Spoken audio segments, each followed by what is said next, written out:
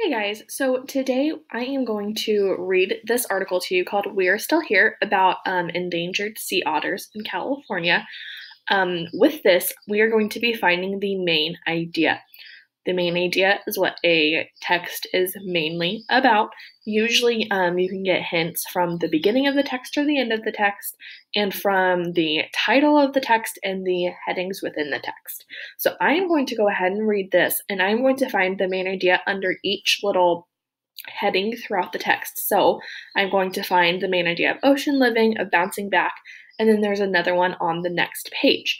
You are going to be able to do this as well with different texts as you click the arrow over. There are two other texts that you will be able to choose from to do the same thing. So I'm going to go ahead and zoom in, but before I do that, up here there is a highlight option. This is going to help me highlight in the text to help me find the main idea like we usually do in class. So I'm going to just pick a light color and I am going to zoom in so that I can see the texts. This past July, an urgent call came into the Marine Mammal Center in Sausalito, California. A young southern sea otter had washed up on the beach at nearby Half Moon Bay, and he didn't look good. When rescuers arrived, the otter was starving, weak, and disoriented.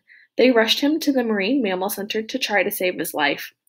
Rescuers nicknamed the otter Yankee Doodle. He's just one of the otters the center has rescued since it opened in 1975. The efforts, along with laws that protect otters, are helping the animals come back from the brink of extinction. A century ago, just 50 of the otters were left in the wild. Today, there are about 3,000. Scientists hope that someday there will be thousands more. So this kind of talked about how they were coming back from the brink of extinction. That is important to know. I'm also going to highlight, it didn't highlight it all the way.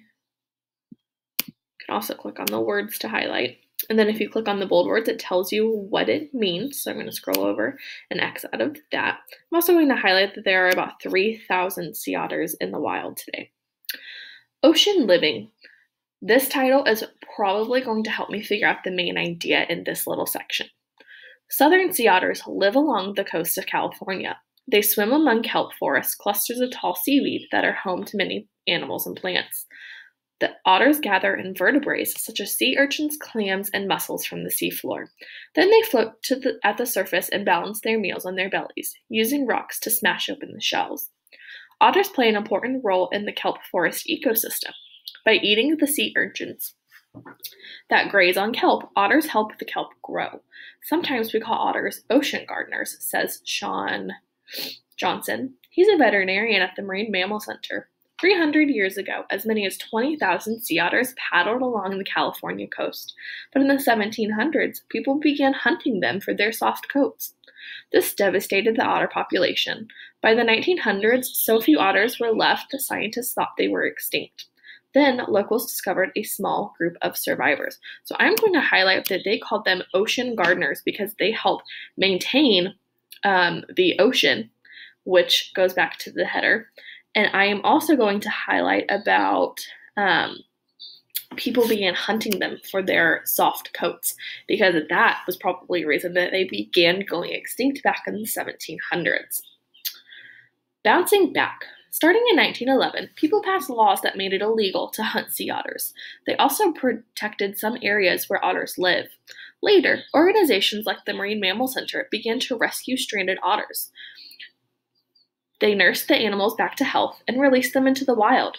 These efforts helped the otter population start to recover. But the animals still face many challenges. People live along the coast and eat the shellfish the otters need. So kind of going back to the bouncing back title of this section is it really sounds like that they are coming back. And so that is going to help me figure out my main idea is they're coming back in different ways. It does start to talk about the different challenges that they face though, so I'm going to highlight one of the challenges they still face is that people eat the shellfish that the otters need.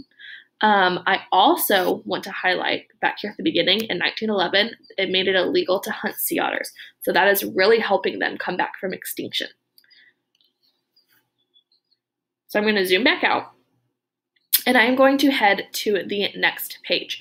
I'm going to continue this in a part 2 of the video, so please make sure that you watch.